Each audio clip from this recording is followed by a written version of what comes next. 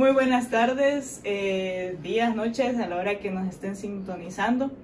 Mi nombre es Nikki Pineda y estoy junto a Henry Trujillo, que hemos iniciado esta serie de podcasts creativos donde vamos a hablar un poco de creatividad, de arte, música, finanzas, de todo, ¿verdad? Un poco. Así es. Y bueno, este es DART Studio Podcast, donde vamos a tener grandes invitados para hablar un poco de cómo vivir de tu pasión. Y este día tenemos el gran honor de tener de invitado a nuestro gran Tito Ochoa, ¿verdad?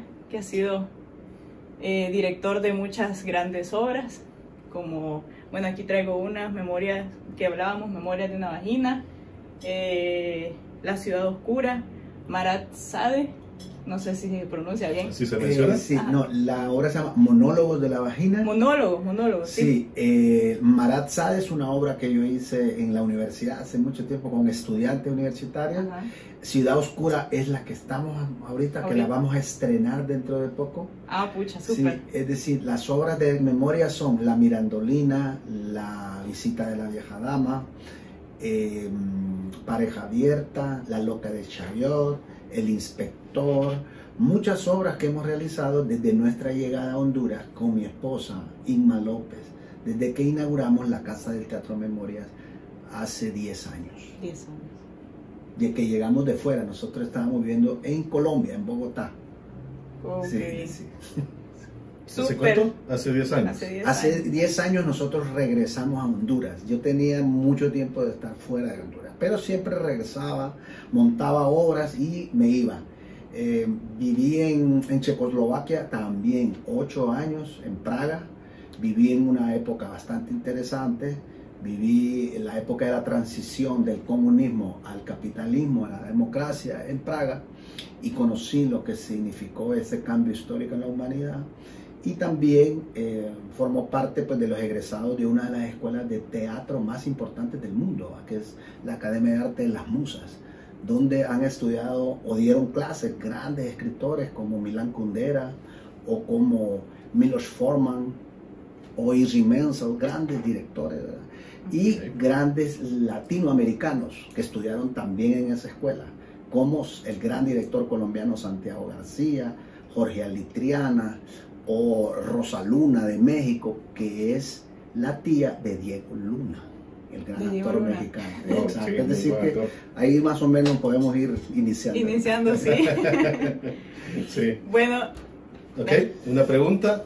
Comenzamos con la ronda de preguntas.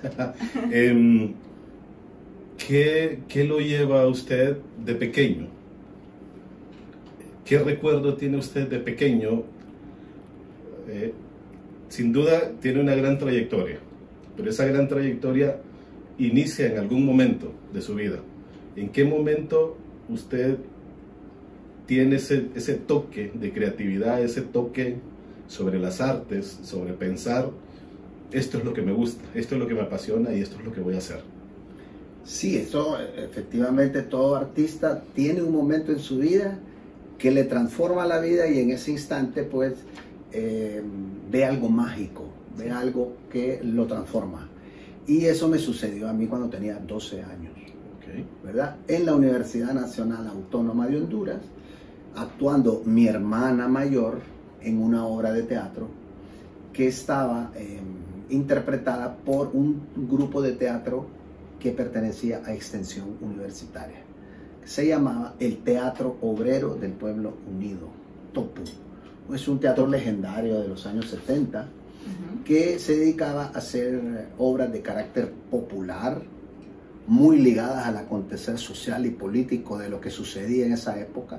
Estamos hablando de 1976, estábamos bajo la bota militar, Juan Alberto Melgar Castro era el presidente, entonces no había democracia y había una lucha política intensa en todos los sectores, más universitarios, sindicales, maestros, y la lucha por los partidos políticos que querían, ¿verdad?, que se iniciara un proceso de una transición hacia la democracia, ¿verdad? Pero los militares habían asumido el poder desde 1963. ¿verdad? Y entonces era una parte difícil, ¿verdad? En los años 70, complicada. Ustedes pues lo han escuchado, me imagino que son bastante jóvenes, no se acuerdan, lo saben, pero yo tenía 12 años y en ese momento cuando yo vi esa obra, pues yo dije, no dije nada, es decir, mi hermana me dijo, ¿te querés meter? Pues no, yo, claro que sí, me encantaba. Y ahí descubrí que yo tenía una memoria, como diría Sheldon Cooper, idéntica. Exacto, es decir, una memoria que vi la obra una vez y ¡pum! Y se acordó de todo. Me la aprendí completamente. Y cuando me la aprendí, me fui a la Kennedy, donde yo crecí en la Kennedy, es decir, ahí me quedé toda la vida. Y con los niños del bloque de la Kennedy, hice exactamente la misma obra. Wow. Cuando tenía 12 años, entonces se las monté a ellos y a mi hermanita que estaba chiquita, que tenía 6 años, todos actuaban, eran niños, yo tenía 12 y los otros tenían 6, 7, 8, y inició lo que se conoció en esa época como el TIC, el Teatro Infantil de la Colonia Kennedy. Wow. Interesante. El TikTok de antes. Exacto, el TikTok. Y esa obra la presentábamos, y era obra de adultos, porque era la obra del Topo, y nosotros la hacíamos con los niños ahí. ¿Qué significa TIC, dices? Teatro Infantil de la Colonia Kennedy. Entonces, como era, nosotros decíamos, es como, ¿usted sabe lo que es un TIC, va? O como un TOC, ¿va? Exacto, entonces cada vez que me miraban me decían, hola, hola, entonces hacían señas del TIC, ¿verdad? Y así yo empecé a conocer lo que es el teatro, pero realmente yo no tenía mucha idea de lo que era el teatro. Es decir, a mí me gustaba estar ahí, estar actuando, pues imagínense, un niño de 12 años, ¿verdad? Y así fue como inicié esa. ¿Usted empezó actuando? Sí, pero las dos, imagínate, yo empecé... Porque la montó. Y también la armó. Exacto, entonces esa vena de director, como le digo, el ya director, lo traía, ese don, ¿verdad? Tienes que tener una memoria, como te digo así, idética, terrible. Yo tengo textos que los tengo en la cabeza de obras que actué hace 40 años y se lo puedo decir ahora. Es decir, ese tipo de cualidades creo que un director tiene que tener. Sí, él tiene que saberse la obra por completo para dirigirla bien, ¿verdad? Me imagino Sí. que tiene que saber qué es lo que tiene que decir cada uno para decirle o dirigirle cómo hacerlo. Normalmente a los actores que estudian todos los días el texto, entonces yo les corrijo, esa palabra que estás utilizando no es. No, que sí es, anda el texto. Tienes razón, no es esa palabra, exacto. Entonces es una de las cualidades del director, una memoria. Tiene que tener una memoria. Una muy buena memoria. Exacto. Excelente, ¿verdad? Qué bonita historia. Sí. Entonces, bueno, nos contó su camino hacia convertirse a lo que es hoy, ¿verdad? El reconocido Tito Ochoa. Entonces, usted pasó aquí su infancia. Sí, cuando yo empecé el teatro, pues yo estaba en la escuela todavía. Luego yo ingresé al colegio y yo seguía en el teatro. En el colegio donde yo estaba, el Instituto Jesús Mía Selva, donde acostumbraban los profesores a hacer festivales de teatro estudiantiles. Y ahí seguí dirigiendo las obras que hacía en el Topo y ya lo hice con estudiantes, digamos, de secundaria, ¿verdad? Eso fue ya en el año 1978, yo seguí en el teatro. En el año 1979 el teatro se dirige a la Ciudad de México y yo tenía en esa época 15 años y fuimos a un festival latinoamericano de teatro y ahí nos encontramos con las grandes figuras del teatro latinoamericano como Augusto Boal, Santiago García, Enrique Buenaventura. Estamos hablando de los padres del teatro latinoamericano más grandes, digamos. Y ahí yo empecé a ver que el teatro no era solamente lo que nosotros hacíamos. Y empezamos a ver de que, ay, pues eso es una cosa impresionante. Es decir, hay estilos, hay formas, hay, digamos, actores profesionales, porque nosotros no éramos actores profesionales. Nosotros éramos gente aficionados del teatro, en realidad. Sí. ¿Verdad? Es decir, que la universidad le pagaba a 2 personas un salario muy pequeño y que ahí nosotros nos dedicábamos como a jugar. ¿Verdad? Teníamos talento, pero nosotros no habíamos estudiado teatro, nosotros no éramos profesionales. A pesar de eso, el grupo tenía mucho éxito. Y en México nos fuimos escogidos para presentarnos en un teatro del Seguro Social. Me acuerdo que era la primera vez que yo actuaba en un teatro de verdad, porque nosotros actuábamos en la calle, nosotros actuábamos en la plaza, y de repente nos metieron a un teatro, nunca lo había visto, un teatro hermoso, como de 800 butacas, ¿verdad? Con las luces, con la escenografía, primera vez que yo entraba a un teatro, ¿verdad? A actuar. Impresionante. ¿En México? ¿no? Sí, en México. Entonces la primera vez yo decía, wow, esto es una cosa impresionante.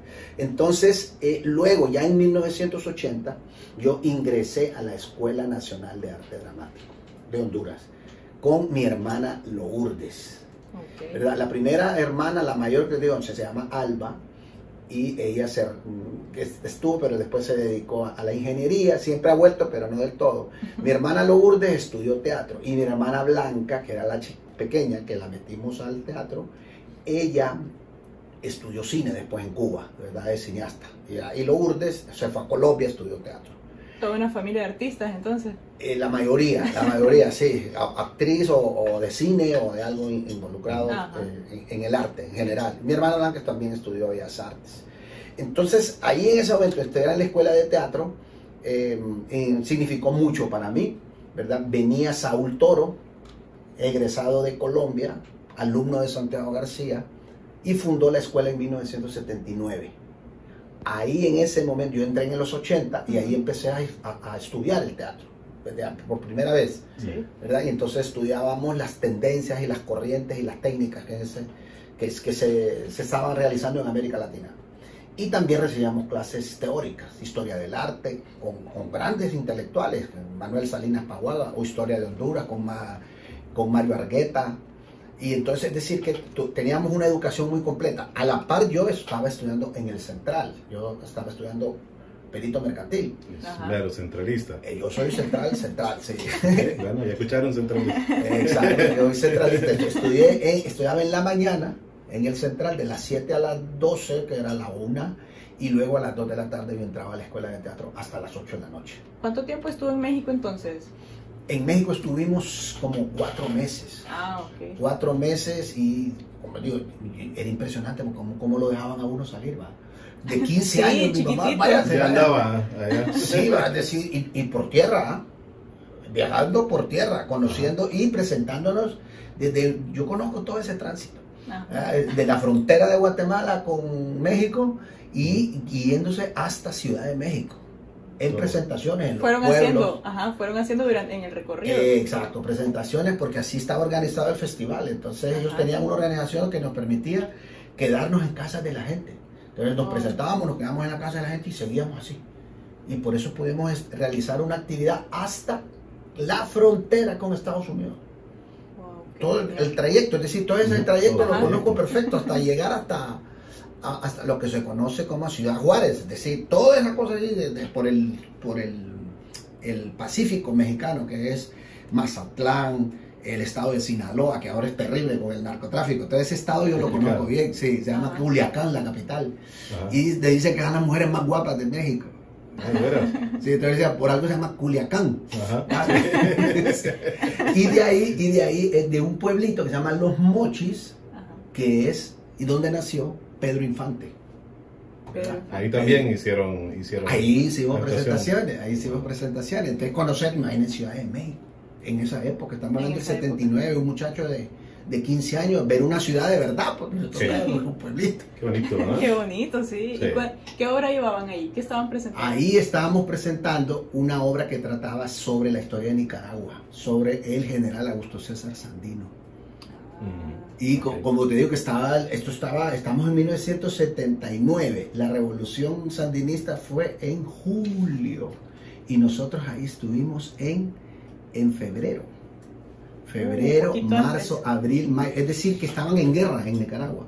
Bueno, esa obra después nosotros la llevamos a Nicaragua y entonces la gente estaba feliz porque contaba la historia de Sandino, pero contaba la historia desde antes de Sandino. En Nicaragua hay un presidente que se llama Zelaya, cosa rara, se llama Zelaya, y es un gran reformador en Nicaragua, que hizo unas reformas muy importantes para Nicaragua. Y después continuó hasta que, llega William Walker, ¿verdad? Que se autoproclama presidente de Nicaragua, se toma Nicaragua, y después viene la gran guerra contra William Walker, porque William Walker quería implantar el esclavismo en Centroamérica. Wow. Bueno, entonces todo el mundo le cayó encima. todo el mundo. Y se unificó por primera vez toda Centroamérica para combatirlo en dos frentes, en el frente de acá, de la frontera de las manos, Nicaragua, Honduras, y el otro frente en Costa Rica. ¿Saben quién lideraba todas las fuerzas centroamericanas en contra de William Walker? Sí. Un hondureño, Florencio Xatruch, que no se el le famoso podía, Xatruch. exacto, que no se le podía decir el nombre, Xatruch, Catracho, y al final Quedó los Catracho. catrachos, Los y ahí vienen los catrachos, es decir que todas las fuerzas unificadas estaban bajo el mando de un hondureño, y realmente es muy importante, Sí, porque sí, es la sí. primera vez que logramos sacar a un filibustero como William Walker que quería imponer el esclavismo. Iba a imponer el esclavismo, es decir, que no fuéramos esclavos en este momento. Sí, Sí, en sí. este momento estaríamos Estaríamos peor. arruinados.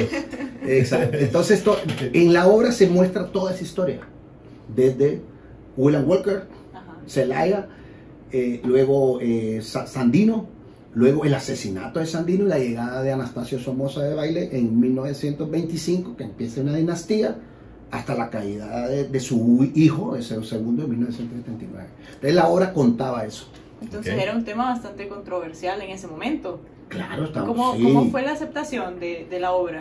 No, como les digo, nosotros estábamos ligados a la universidad, a los grupos estos que estaban muy ligados al Partido Liberal en realidad, ¿va? Pero también estaban ligados a grupos revolucionarios, a grupos políticos de ese momento, ¿verdad? Como les digo, yo era un muchacho de 15 años, ¿va? Yo estaba viendo el mundo y decía, bueno, a mí me gusta estar ahí, ¿verdad? Pero entonces de una u otra manera eso viene a uno a formarlo dentro de unos ideales que correspondían a esa época, ¿verdad? Estamos hablando de un momento donde la gente tenía que tomar posturas ideológicas y políticas, ¿verdad? La otra gente pues efectivamente estaba mucho más, digamos, educada, ¿va? Y convencida. Yo, como les digo, yo tenía 15 años, pero igual actuábamos en la obra. Entonces, estamos hablando de todavía los militares en el poder y estaba un poco complicado, pero igual nosotros lo hacíamos, Sí. ¿verdad? Lo Ustedes hacíamos. iban sin miedo, eran unos niños. Hablando ya de sus obras, ¿cuál es la obra que usted siente que esa ha sido como la que usted dice, esta es mi consentida? Esta es la que yo... Hagamos dos cosas. Una, ¿cuál es la que lo lanzó a la fama? Pues sí, entonces, un poco para seguirles el cuento, Sí. Ajá. para que seguirles el cuento, para que vean cómo fui Pues, desarrollando. ir estructurando ahí. Ajá. Exacto, para que vean cómo fue. Es decir, cuando ingreso a la escuela de teatro, yo egreso en 1982. Y ahí en ese momento nosotros fundamos el conjunto teatral Rascaniguas. Y no sé si ustedes han escuchado ese grupo, pero ese grupo es el grupo más importante en la década de los 80. ¿Cómo dice que se llama? Se llamaba Niguas. Rascaniguas. ¿Y dónde sacan el nombre? Niguas sí sé que son niguas, pero... Rascaniguas. Nada agradable. Rascaniguas es un, ¿cómo le llaman a este petardo que ustedes hacen así? ¡Tú! Ya se sube. Como silbador le dicen ahora. Ajá, silbador. Bueno, en los pueblos a ese cohete le llaman rascaniguas. Porque se le tiraba en los pies a la gente y con la gente tenía niguas en los dedos. Entonces Sí, en los era un pueblos la llamaban rascaniguas. Desde ese momento nosotros iniciamos la tradición de ponerle a los grupos de teatro nombres. Ajá. Porque antes se le ponían siglas. Ajá. Digamos, TOPU, Teatro Obrero del Pueblo Ajá, Unido, TIC, TEUM, el Teatro TIC. Experimental Universitario, TU, Teatro Universitario. Entonces, nosotros cambiamos la idea y Cambió el panorama de todo. creamos el Rascaniguas. Ajá.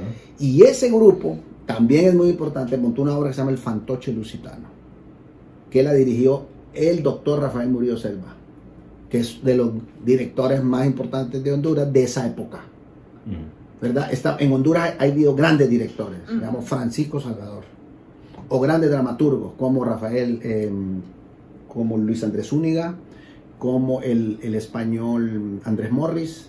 Todos estos son gente que impulsó el teatro en los años 50, ¿verdad? Y Rafael Murillo dirigió una obra muy importante que se llama Los Babacú, que es la obra de los garífunas. Entonces nosotros, yo trabajé y el Rascaniguas empezó con Murillo, estuvo 3 meses acá montando el Fantoche Lusitano. Wow. Yo tenía 19 años y la siguiente obra del Rascaniguas se llama El Retablo del Flautista. tenía 20 años, cuando usted, es decir, el retablo del flautista es una obra que dura 2 horas y es un espectáculo impresionante. Tenía 20 años cuando yo me logré ubicar dentro de los directores que llevaban ya mucha trayectoria. Con 20 años, sí, entonces ya con su 20 carrera. Años. Sí, con 20, Empezó, ahí inicia mi carrera, ajá, como digamos, un poco acercándose a lo, yo diría como semiprofesional, porque estaba egresado. Ajá. Y esa obra es muy importante para mi desarrollo y para Honduras también. ¿Cómo se llama esa obra? Se llama El retablo del flautista. El retablo. El retablo del flautista. El flautista. Sí, esa obra en los 20 años es importantísima, pero para Honduras. Ustedes pueden leer una reseña del Teatro Honduras de los años 80 y ahí esa obra es catalogada como la obra de la década, la mejor obra en 1980. Y Luego, así como en resumen, ¿de qué trataba la obra? El retablo del flautista, mire, cualquier parecido con la realidad no es una coincidencia, la purita de verdad. Es la historia del pueblo de Hamelin, que es un pueblo que es invadido por una peste. Es decir, por una peste terrible. Wow. La gente se está muriendo de una enfermedad terrible, que es la peste bubónica, que la llevan las ratas. Entonces, ese pueblo es sumamente corrupto y corrompido. Entonces, hay un parlamento ahí que decide, ¿verdad?, que no va a atender la plaga, porque como ellos no tienen la plaga, sino que la tienen los pobres, entonces no van a hacer absolutamente nada. Pero cuando las ratas empiezan a meterse a sus tiendas, a sus almacenes, y empiezan a ver que la peste también le está tocando a ellos, entonces deciden implementar un plan de contingencia para atacar a las ratas. Pero ¿cuál es su plan? Contratar a unos ratoneros, a unas personas que hacen ratoneras y a unas personas que hacen veneno, que también son corruptos. Y hacen todas esas cosas de manera terrible.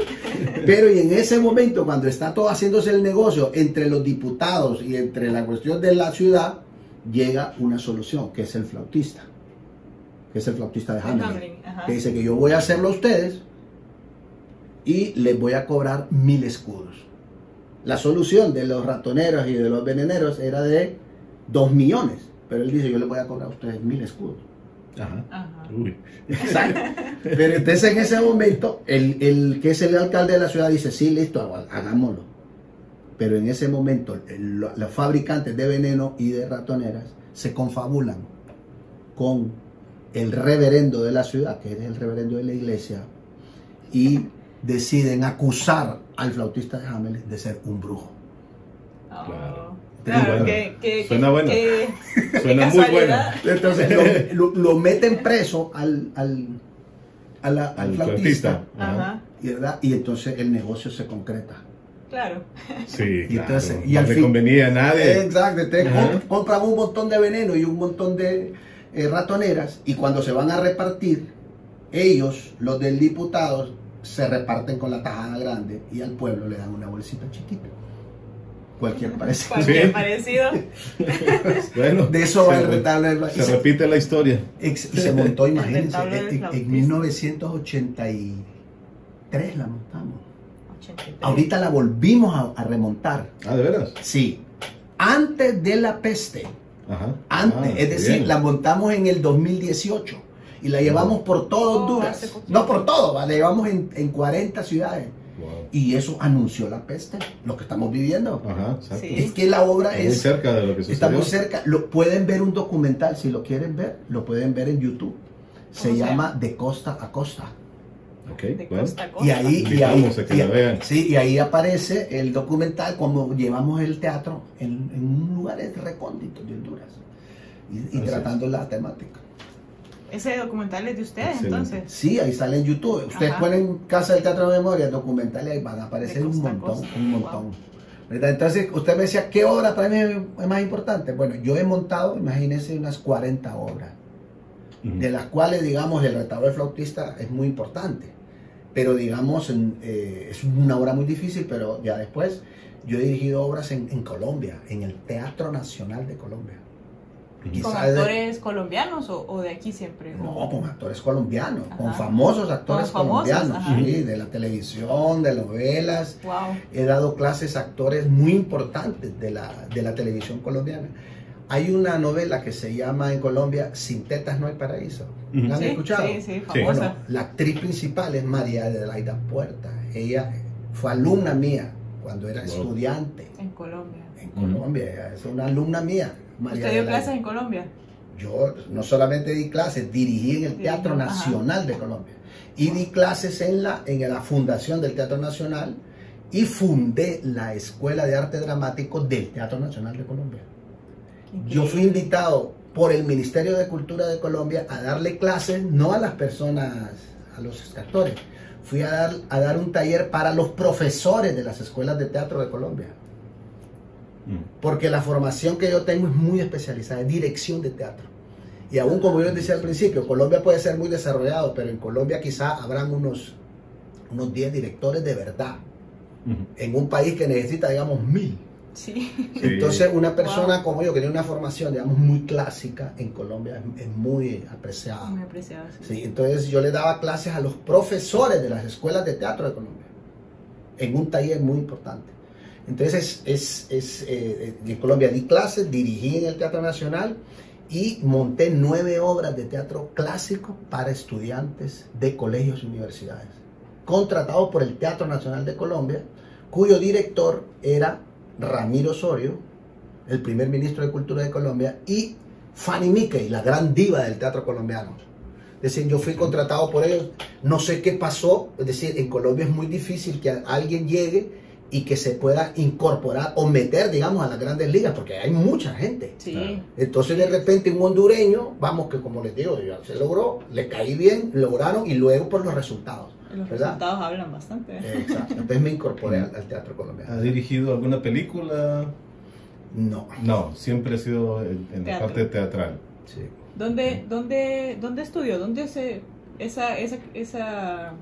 experiencia, o sea, esa experiencia que adquirió tan especializada, que dice esa educación tan especializada, ¿dónde fue? Sí, entonces yo estaba aquí en la Escuela de Teatro, egresé en el 82, después fundamos el Rascaniguas y en 1988 yo obtengo una beca del Estado checoslovaco para estudiar dirección teatral.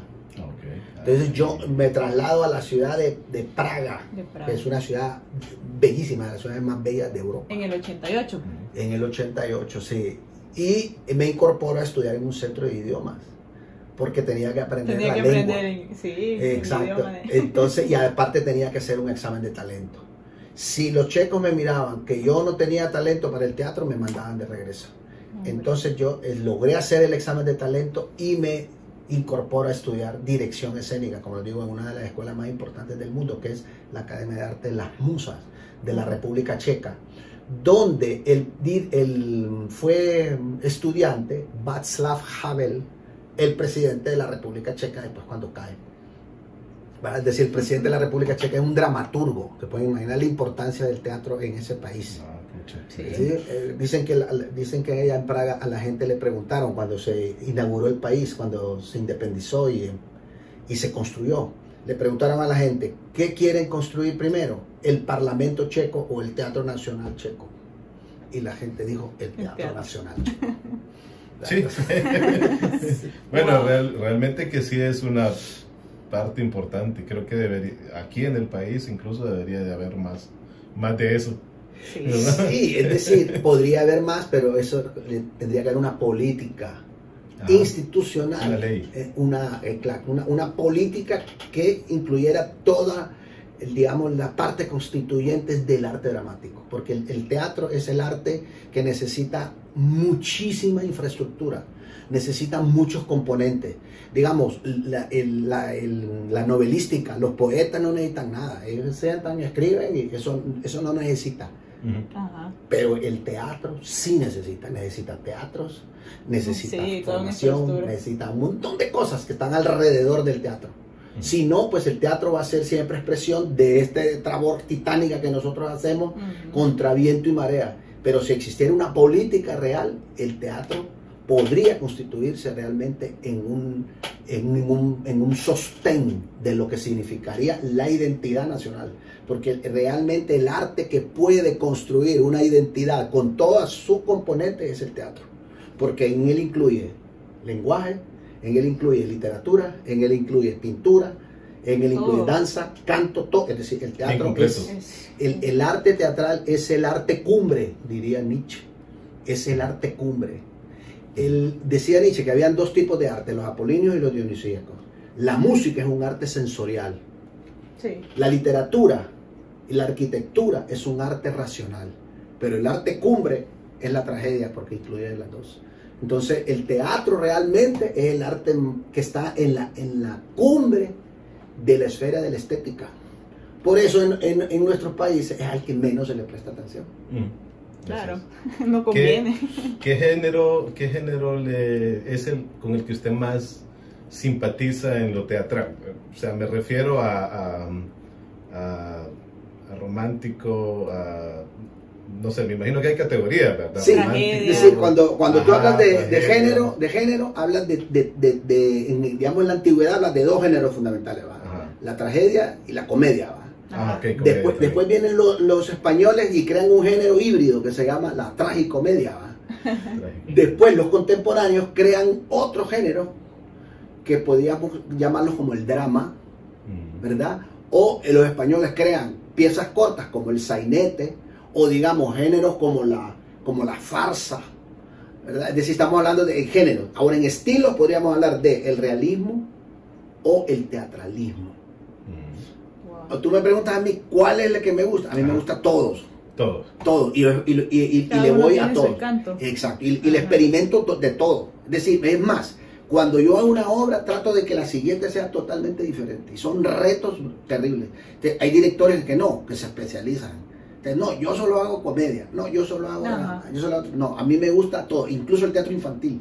Me encanta el teatro infantil. Entonces, agarrar el toro por los cuernos y moverte en la tragedia, moverte en la comedia, moverte en la comedia, el drama, el realismo.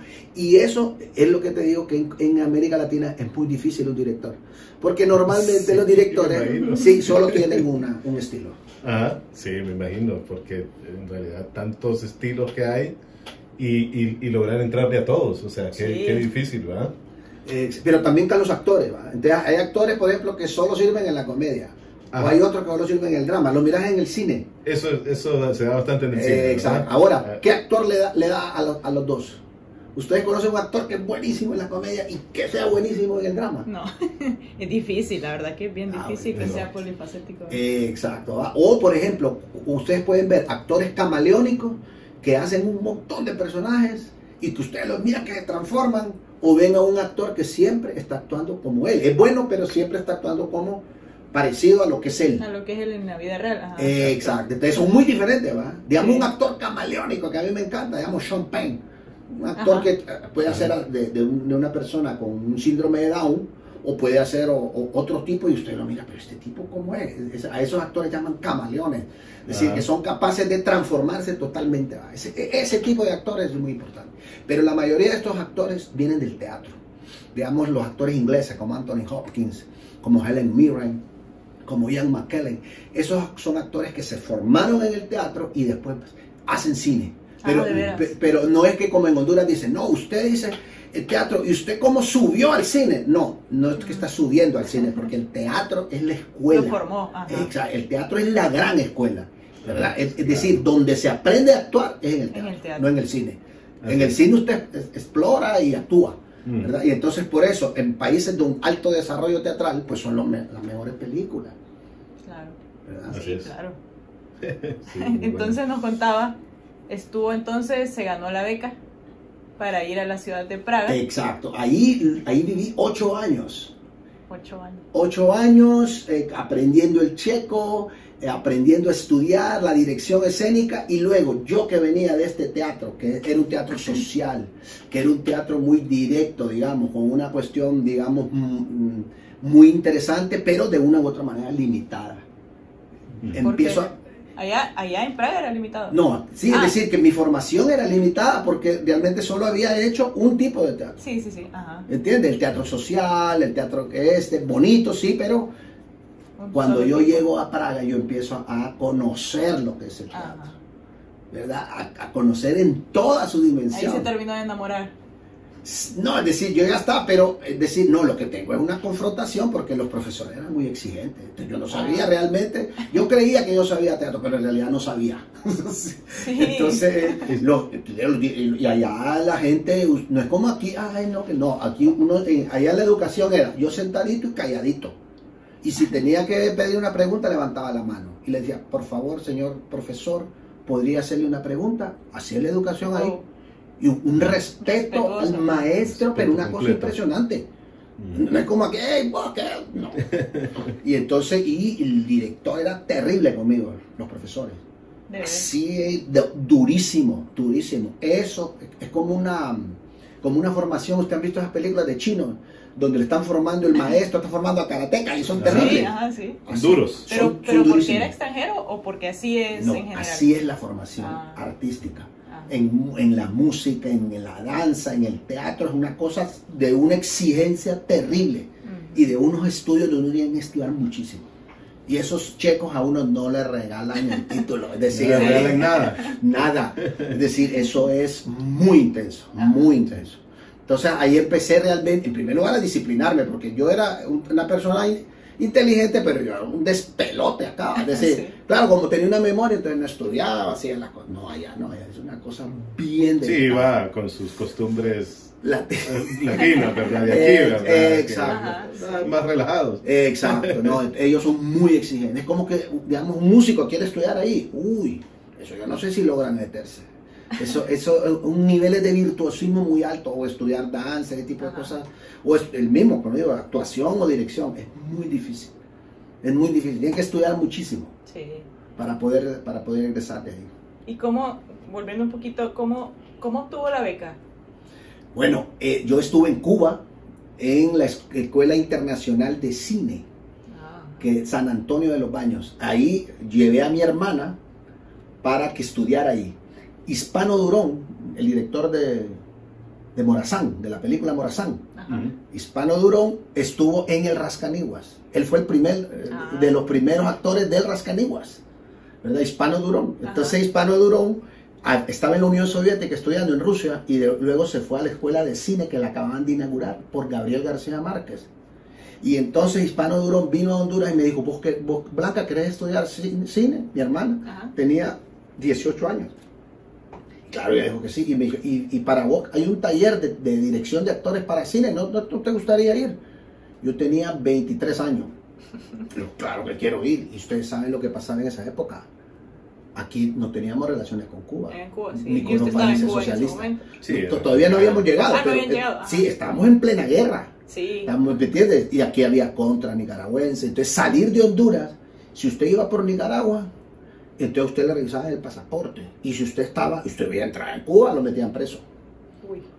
Sí, y si usted salía, digamos, a México también. Entonces usted tenía que tener todo un trabajo de conspiración para ir ahí. Aunque usted fuera a estudiar cine. Y entonces nosotros logramos ir ahí porque un embajador mexicano que conocíamos, era amigo nuestro, nos selló 2 pasaportes. Imaginen cómo era la cosa. Aquí tiene 2 pasaportes, mire, entonces usted entraba así. Y nosotros salíamos con un pasaporte, ¿verdad? Y cuando íbamos a entrar a Cuba, entrábamos con el otro pasaporte. Con el otro pasaporte. Y entonces, para dar la idea de que estábamos en México viviendo y que no habíamos ido a Cuba. Porque la gente decía, no, usted está en Cuba, está entrenando de guerrillero. No, yo estoy estudiando cine. No, claro, cine, usted es guerrillero, usted viene aquí directo. Exacto. Entonces, cuando yo llego a Cuba, yo me entrevisto con el embajador checo. Así fue cuando ahí fue la conexión. Sí, y era muy difícil, eso no era así nomás que uno lograba. Sí, estamos hablando de una época donde... Una época difícil. Una época difícil, los jóvenes, imagínense 23 años, un cipote expuesto a estas cosas, ¿me entiendes? Pero así era. Pero, y eso, como dice, así se templó el acero, así nos templamos nosotros. Ya hoy en día es diferente, ¿verdad? O sea, cómo era de complicado antes para llegar a esa cima, pues, ¿verdad? Sí, y ahora tan fácil que es con redes sociales. Lograrse posicionar en esa ubicación donde está Sí, en ese entonces era muy difícil hacerlo. Sí, sí, entonces en esa época todos nos conocíamos. O ustedes pueden ver un montón de gente que ahora está en cine, en arte, todo. Muchos estuvieron en el Rascaniguas, que era como el semillero de donde surgió una gran parte del movimiento cultural, ¿verdad? Entonces así fue como yo logré que los checos me dijeron, usted le vamos a dar una beca. Entonces lo vieron desempeñarse en Cuba, entonces. Sí, es decir, los checos te me dan una beca para estudiar en la allá en Checoslovaquia. Pero ya lo habían visto su potencial, ¿o no? No, ellos no habían visto nada. Ellos me creyeron, usted es de teatrero, listo, pero allá en Praga usted tiene que hacer un examen. Ok. Ahí es donde ellos van a saber si usted tiene talento, porque si usted no tiene, entonces usted puede escoger otra carrera. Me dijeron, ¿y qué puede escoger? No, usted puede estudiar para crítico de teatro, o puede estudiar periodismo, o puede estudiar filosofía, otra carrera. Pero le daban chance. Sí, me daban para estudiar. Por si acaso. No, pero yo no quería estudiar otra cosa. No, claro. Si a mí no me daban estudiar teatro, yo me regresaba. ¿Me entiendes? Porque es que era mi pasión. Ya era su pasión. Sí, yo no quería estudiar otra. Yo estudiaba aquí en la universidad, primero estudié economía y después estudié filosofía en la universidad, ¿verdad? Entonces, yo o estudio teatro o no. Pero entrar era bien difícil. Sí. Dentro del centro de idiomas estudiábamos mucha gente de América Latina que iban a estudiar arte y ahí llegaban las cartas. No pasó y no lo dejaban entrar. Wow. Entonces uno estaba así como miedoso. Qué miedo, sí. Increíble, ¿verdad? Eso fue como el génesis de lo que hoy vemos en general, ¿verdad? Aquí reflejado, sí. Ya reflejado en el medio, ¿verdad? O sea, porque tanto como usted, como todo este montón de personalidades que usted está hablando también, de que estuvieron en el Rascanigua, cada quien está por su lado haciendo sus proyectos y está haciendo Así es. Y está teniendo su momento de fama individual, pues, ¿verdad? O sea, sí. Entonces, qué interesante el saber de que el génesis de todo esto se produjo hace ¿cuántos años? Pues? No habían nacido ustedes. Ajá, exacto. Entonces, ahora... No habían nacido, es decir, eso fue en los 80s. No habían nacido todavía. Sí, yo sí, pero ya. Pero sí, qué interesante. Qué ahora, historia, ¿verdad? ya volviéndonos un poco a lo actual. Proyectos. ¿Qué proyectos tiene Tito para actualmente y a futuro? Estamos conscientes de que el año pasado, ¿qué sucedió el año pasado? ¿Qué enseñanza le deja el año pasado? Por ejemplo, porque este medio teatral creo que fue uno de los más afectados, ¿verdad? En la parte de tanto, bueno, todo el país ha sido afectado, todo el mundo ha sido afectado, pero hay ciertos rubros, como este, por ejemplo, que yo creo que ha tenido que aprender a subsistir, a sobrevivir y a evolucionar. ¿Qué nos puede contar usted de la actualidad? Sí, miren, este proyecto se ha sostenido con apoyo de la Cooperación Suiza para el Desarrollo. Y disculpa que le haga la publicidad, pero es la realidad. Este proyecto es, digamos, un proyecto que se ha construido con mucho esfuerzo, mucha dedicación y donde hay involucradas muchas personas. Pero en primer lugar, digamos, mi esposa, Inma López, ¿verdad? Ella es una de las personas que ha logrado, digamos, crear un montón de innovaciones a partir de su experiencia. Mi esposa es española, la conocí en Colombia, ahí trabajamos un rato y luego decidimos venirnos acá, ¿verdad? Ella es actriz del Monólogo de la Vagina, pero también es productora de la Casa del Teatro Memoria. Es la idea de tener la sala, ella ha buscado el espacio, ¿verdad? Con ella es que hemos podido construir esto. Y precisamente no es de descartar, precisamente que es ella la que nos saca del atolladero cuando estábamos con lo de la pandemia. Cuando cae la pandemia, nosotros habíamos estrenado la obra El Sueño en una noche de verano, un 12 de marzo. 4 días antes. Exacto. Entonces tuvimos que, imagínense lo que cuesta una obra de teatro de esas. Una obra de teatro de esas, miren, en estos momentos está costando la producción $10,000. Wow. Y eso es posible gracias a la cooperación. Nosotros lo que logramos obtener de los recursos de que el público paga es un 50%. Es decir, que el otro 50% es subvencionado. Y la gente paga un boleto muy barato, 140, 100 lempiras. Para poder cubrir todos los costos debería pagar un boleto como de 300 lempiras. Entonces, todos los actores son profesionales, todos ganan dinero. Todos ganan dinero por el montaje y todos ganan dinero por las obras. Eso, cuando yo hacía teatro, nadie ganaba. Es decir, eso era de gratis. Sí, eso era honor. No existía, como lo digo, no éramos profesionales. Exacto. Nosotros hemos venido a cambiar el paradigma del teatro hace 10 años. Es decir, usted es un profesional y a usted se le va a pagar por eso. Sí, usted es su trabajo. Exacto. Pues. Usted no lo va a hacer las cosas de gratis, usted tiene que ganar dinero. Entonces, todo eso es muy difícil sostener la Casa del Teatro Memoria. Es decir, nosotros necesitamos un presupuesto de 2 millones de lempiras para sostenernos al año, que es muy poquito en realidad para la cuestión de un teatro. Entonces, cuando cae la pandemia, nosotros estamos totalmente indefensos. Y pasó un mes sin que nosotros pudiéramos hacer nada ni reaccionar. Sí. Estábamos es así como en shock. A todos nos agarró en shock, sí. Y pensábamos de que esto no, en un mes se arreglaba. Y que ya, el siguiente, en abril, ya en mayo va a estar. En mayo vamos a estar bien y no sé qué. Cada vez empeoraba Todo el más mundo la pensó cosa. lo mismo. Exacto. Y entonces en ese momento, a Irma López, a mi esposa, dice, no, nosotros tenemos que empezar esto de manera virtual. Sí. Y fuimos el primer grupo que logró reaccionar y empezamos a crear cápsulas. Ustedes pueden ver las cápsulas también en YouTube, las primeras cápsulas de la Casa del Teatro de Memoria, y tiene imágenes buenísimas de los primeros días en pandemia y cómo estaba la calle, que la gente no quería salir también, y era cómo se relaciona. Entonces, sí, ella empezó a hacer las cápsulas, ¿verdad?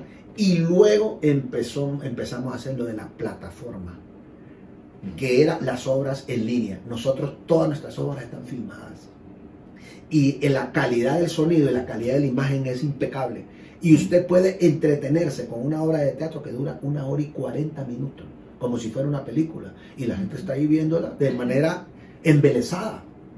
Y entonces logramos ver que teníamos un material y un producto impresionante. Y como le digo, el primer día que nosotros pusimos La Cena de los Idiotas fue vista por 6,000 personas. La gente estaba tan impresionada que quería verlo. Entonces ustedes ya tenían los videos. Nosotros teníamos las obras filmadas, sí, pero no editadas. Ajá. Entonces, eso es un costo también, porque la edición nos cuesta un montón de plata.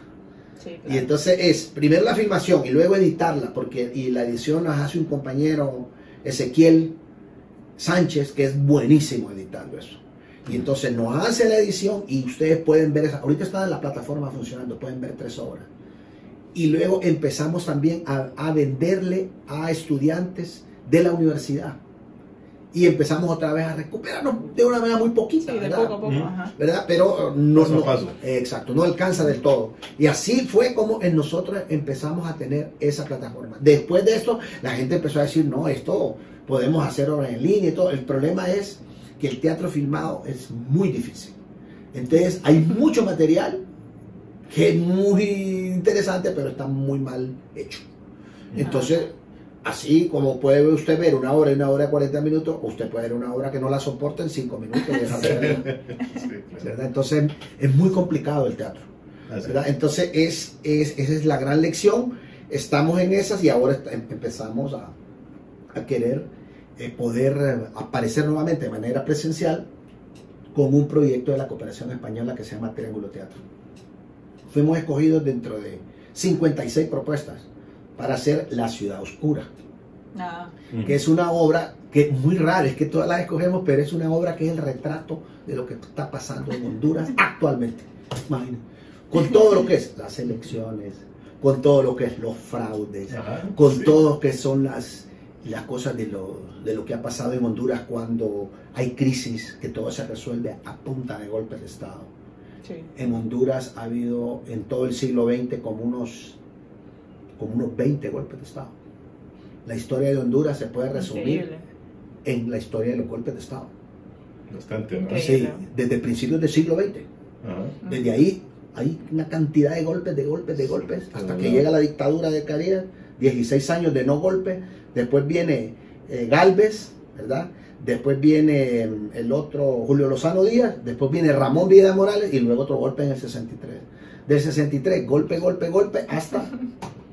hasta el 80, el 82 la trama. Exacto, y después... Hombre de poder, ¿verdad? Sí, después el golpe es la historia de los golpes.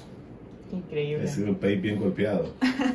Sí, y ustedes, pues, ustedes todavía no habían sentido eso. Me imagino que el golpe del 2009... No, yo hasta el 2009 lo sé. Exacto, entonces empezaron a ver lo que era la realidad que nosotros vivíamos. Ajá. ¿Verdad? En los 70, Okay. ¿verdad? Entonces yo le hablo con los jóvenes y ustedes, no, si nosotros eso del golpe no. Y de repente empezamos a sentir esa crisis, que es una crisis provocada por los de arriba, donde los que más sufrimos somos los de Somos los abajo. de abajo. Sí, cuesta claro. levantarse. Exacto. Sí. Como Ok, ya como para ir concluyendo un poco, si yo soy una persona común y quiero participar me apasiona el ámbito teatral y tengo como esas ganas de decir, pucha, me gustaría actuar en una obra, ¿cuál sería como su consejo hacia mí sobre qué es lo que tengo que hacer? ¿Qué cualidad debería de tener para lograr pertenecer a una obra? Mira, la actuación es una cosa tan hermosa que es muy diferente, digamos, a la música o a la danza. La naturaleza del hombre está ligada a la actuación, en realidad. ¿Verdad? Sí. Aquí se dice, nosotros decimos, actúo, luego existo. Nuestros primeros conocimientos los adquirimos a través de la mímesis, que es imitación, y la imitación tiene que ver con actuar. Entonces, el niño aprende o se apropia de la realidad a través de la imitación de su madre, en primer lugar, después de su entorno, ¿verdad? Pero por principio lo hace por jugar y por imitar. Entonces, para responder tu pregunta, todos podemos actuar. En principio, todos podemos actuar, todos. Y ustedes lo pueden ver en el cine, ¿va? Aparicio, la muchacha que es nominada al Oscar de la película Roma, era una muchacha normal, el director la pone en un entrenamiento, en 6 meses ella logra estar en una película y ser nominada al Oscar. Sí. ¿Sí? Es decir, ella puede actuar. O la película La Llorona, la de Guatemala, que también es una muchacha guapa, indígena, que logra actuar y es una actriz, digamos, natural, ¿verdad? Entonces, en principio, todos podemos actuar. Ahora, no todos podemos ser actores. Ajá. Hay que tener talento. Sí, que eso ahí es donde quería llegar. Sí, no, aparte de talento, tiene que tener estudio, tiene que tener técnica, tiene que tener dedicación, es decir, que tiene que tener un montón de cosas que no necesariamente tienen que ver con el talento, sino que tienen que ver con la dedicación, ¿verdad? Entonces, en este momento en Honduras no es como antes, donde la gente podía actuar en todas las obras siendo aficionada. Entonces ahora los niveles son que existe teatro profesional. Ya hay más exigencia. Sí. Exacto. La disciplina mata el talento, ¿verdad? Si una persona es disciplinada y firme en lo que quiere, aunque no tenga talento, puede lograrlo. Pero también hay ligas. Entonces es como que, vamos, yo juego fútbol, tú también juegas fútbol, ¿va? Sí. Listo, pero eso no me dice a mí que yo quiera jugar en el equipo profesional, ¿va? Porque no podría. Ajá. La gente que se dedica de manera profesional, pues está cuántas horas ahí entrenando. Y desde cuándo también. Exacto. Entonces lo mismo pasa, es decir, en este momento, digamos en la Casa del Teatro Memorias, los que están ahí están dedicados 8 horas diarias. Entonces una persona que quiere actuar, pues entonces ya hay ligas. Está la Liga Premier, ¿va? O está la otra liga y así vamos. No es lo mismo jugar una potra que jugar en el estadio. Ajá, claro. Claro, muy diferente. Exacto. Ahí va. Entonces la respuesta es, ¿tú qué quieres actuar? ¿Quieres actuar en una obra? Sí, puedes actuar en cualquier obra en función de, digamos, del entorno y del grupo de teatro. Ahora, ¿tú quieres actuar de verdad, de manera profesional en el Estadio Nacional, digamos, en el teatro? Sí. Así, pues entonces sí necesitas. Necesita formación. Una formación. Exacto. Una formación.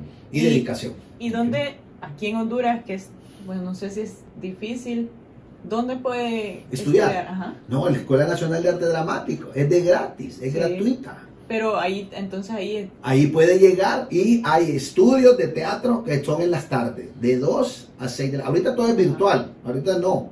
Ahí es comunicarse con José Luis Recinos, que es miembro del Teatro Memoria, que es el director de la Escuela de Teatro, que fue alumno mío cuando yo era director de la Escuela de Teatro y después él ahora es director de la Escuela de Teatro, ¿verdad? Okay. Entonces, él dirige la Escuela de Teatro y ahí hay profesores que le pueden dar a la gente, digamos, una formación en teatro en esos primeros, digamos, inicios. Pero también hay cursos los sábados para gente y para niños que no quieren dedicarse, digamos, todos los días, sino que quieren recibir unas 3 horas a la semana. Ajá. ¿Verdad? Entonces ahí están esos espacios. Bueno, por lo menos en Tegucigalpa, la otra gente también está un poco más complicada, digamos, en San Pedro, mi hermana Lourdes dirige el Centro Cultural Infantil, el CCI, que es una escuela donde hay 500 niños estudiando. Pucha, qué bonito, que se empiece desde pequeño, pues. Exacto, en San Pedro tienen ese espacio. Ajá.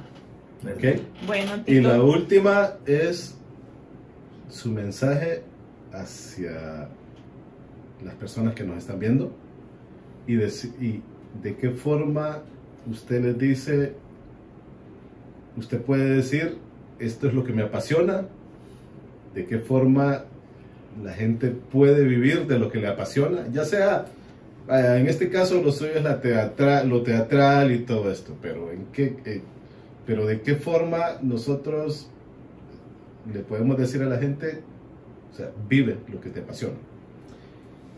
Sí, esto es en todas las profesiones realmente. Así es. Sí. Por ejemplo, yo lo que le digo es que la pasión es muy importante, pero también es muy importante la ética, ¿verdad? Okay. Es decir, que todas las profesiones tienen un componente de mis principios en función a mi profesión. Por ejemplo, un médico, ¿verdad? Un médico que no tiene el principio hipocrático, que es servir a la humanidad, pues ese médico está en función de hacer dinero, pero no está en función de desarrollarse como médico, cuya principal función es ayudar a la gente, ¿verdad? Entonces, el principio de lo ético y los principios son muy importantes. Entonces, lo mismo pasa con el teatro. Yo podría tener mucho dinero si me dedicara a hacer un teatro donde aparecieran muchachas bonitas, en minifalda, y que fueran famosas, y eso me traería muchísimo público. Eso sí. Pero estaría faltando a mis principios, a mi ética. Para mí el teatro tiene que ser un espacio de comunicación, un espacio de concientización, un espacio de entretenimiento, pero más también un espacio de debate de lo que vivimos, ¿verdad? Entonces, pero también lo pasa con un periodista. El principal problema del periodista no es el problema de su profesión, el problema es su ética. Porque si se dedica a dar noticias falsas, pues entonces el periodista está faltando a su profesión. Aunque tenga la pasión, es decir, que cualquier profesión, si nosotros nos dedicamos de manera seria y se nos dedicamos de manera para servir a nuestro país y para servir a nuestra gente, vamos a entrar en dificultades. En cualquier profesión. En cualquier profesión. Claro. En cualquier profesión. Entonces, claro. O si no, entramos al terreno de vender nuestros principios, de vender nuestras ideas. Entonces dicen, no, ¿usted por qué hace eso? No, porque yo necesito comer, ¿verdad? Ese principio es un principio equivocado de las cosas. Sí. Porque nos lleva a un terreno, ¿verdad?, de falto de ética. Y cuando digo, es decir, si ustedes se sostienen en su profesión sobre la ética y sobre sus principios, pues ustedes no van a necesitar más que eso. Y van a poder sobrevivir. Como yo digo, los artistas que buscamos la verdad, logramos sobrevivir en los lugares más desérticos. Perfecto. Qué bonito para terminar. Ajá, una frase muy bonita. Excelente. Bueno, Tito, muchísimas gracias por haber venido. Sé que podríamos estar horas, ¿verdad?, platicando, porque tiene una historia y una trayectoria increíble. Pero bueno, el tiempo es limitado y con gusto hacemos una segunda parte. Así es, una segunda edición. No, más bien ustedes, gracias. Yo no sé, porque no había límite de tiempo. Yo seguía, pero buenísimo. Pues cuando ahí lo llamamos para la segunda. Bueno, sí, está muy interesante. Creo que todavía tenemos como más preguntas, ¿verdad? Sí. O sea, porque sí nos pareció muy interesante todo lo que hablamos. Y queremos agradecerle. Queremos que su mensaje quede grabado, ¿verdad? Y que la gente, pues, y que esto inspire. Esa Sí, es la esa idea es de la esto, que inspire a las demás personas a hacer las cosas bien, como usted lo acaba de mencionar, hacerlas bien, a tener ética y hacerlo todo profesionalmente. Así es. Entonces, Entonces, un placer. muchísimas gracias por Muchas haber venido. gracias. Un placer conocerlo. Y pues nos vemos en la siguiente edición, ¿verdad? Porque sí va a haber, porque hay mucho que contar, la verdad. Excelente. No, invitarlos, ¿verdad? Para el estreno que vamos a tener el 8 de exacto. abril en la Casa del Teatro Memoria, Ciudad Oscura, ¿verdad? Vamos a tener acceso como limitado y restringido. Solo Entonces, vamos a poder tener 30 personas en nuestra sala, que caben 120.